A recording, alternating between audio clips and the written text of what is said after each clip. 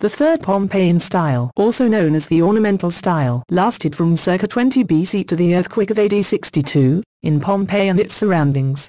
In the Third, or Ornamental Style, walls are treated as blank canvases, as opposed to windows onto distant space. Second style architectural motifs disappear or drift to the background, providing backdrops for narrative scenes. Monochrome backgrounds also make you focus on the action.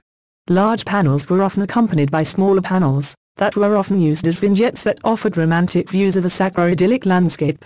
On page 192, Wheeler also identifies two streams running through third-style wall paintings.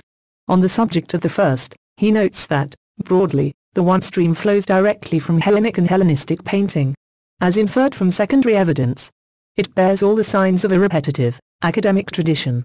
This first stream he calls the academic stream.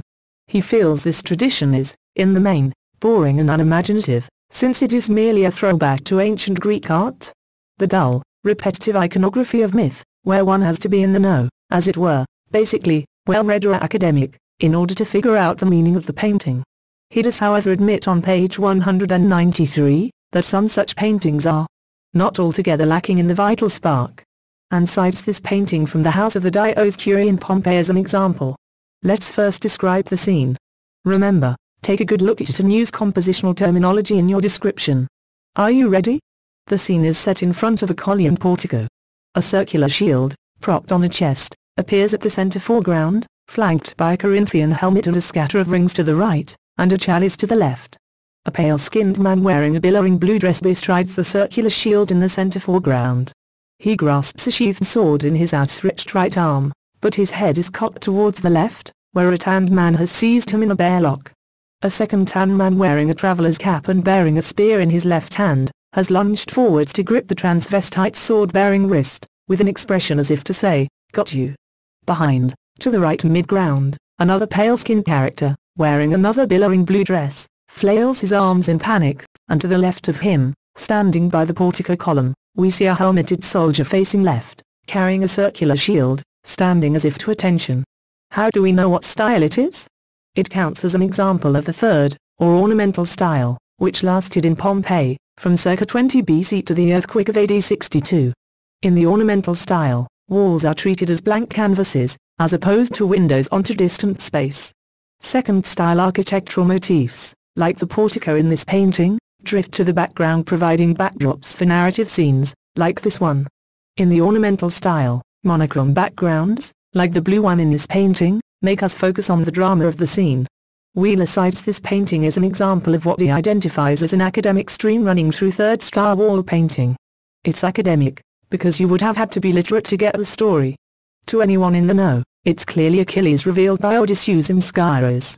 As the story goes, in the build-up to the Trojan War, the young Achilles was initially afraid to choose between his destinies, and so his mother, the sea goddess Thetis, hid him on the island of Skyros. How do you hide the boy from the gods? Pretend he is a girl. Achilles was brought up as a princess in Skyros. He wore a dress and spent all his time indoors in the palace, so his skin was pale. The ancient idea of beauty. It's gone the other way today. We think tanned people are sexy. Having received an oracle that Troy would not be won by the Greeks without Achilles, Odysseus and Diomedes went in search of him. Suspecting Achilles was disguised, Odysseus turned up in the palace dressed as a peddler. He presented a chest to the princesses, who all greedily snatched up the bracelets, earrings and tiaras, but Odysseus had hidden weapons amongst the jewelry. The disguised Achilles forgot himself and seized the sword. The second he did so, he gave himself away as male. Odysseus and Diomedes quickly seized him and dragged him off to Troy. Once you know this story, it's easy then, to figure out who's who. Odysseus, the wandering hero, is always identified in Greek iconography by the traveler's cap. Once we see a transvestite holding a sword, the jewelry strewn on the ground and Odysseus lunging forward to grab him, we can identify the transvestite as Achilles, the other man as Diomedes. Odysseus is brute. Wheeler is generally unimpressed by what he calls the conventional puppetry of the academic stream, but he finds this painting interesting for several reasons. Firstly, the drama of the scene is conveyed in the facial expressions of the characters.